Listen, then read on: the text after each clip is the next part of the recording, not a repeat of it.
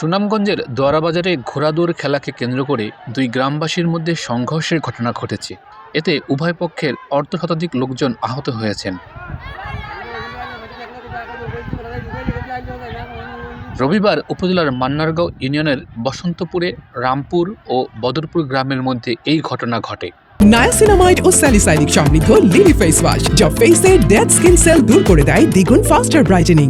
স্থানীয় সূত্র জানায়, বসন্তপুর গ্রামে 3 দিনব্যাপী ঘোড়দৌড় খেলার আয়োজন করেন স্থানীয় ইউপি সদস্য বাসির উদ্দিন। রবিবার ফাইনাল ম্যাচে বদরপুর, রামপুর ও বসন্তপুরের ঘোড়ার মধ্যে প্রতিযোগিতা হচ্ছিল। ফাইনাল রাউন্ডের আগে বদরপুরের ঘোড়ার ছোয়ালকে রামপুরের ঘোড়ার ছোয়াল ধাক্কা দেয়। এতে বদরপুরের ছোয়াল ঘোড়ার ওপর থেকে নিচে পড়ে আহত হন। এর জেরে দুই গ্রামবাসীর মধ্যে ধস্তাধস্তি হয়। এক পর্যায়ে উভয় পক্ষের লোকজন সংঘর্ষে জড়িয়ে পড়ে।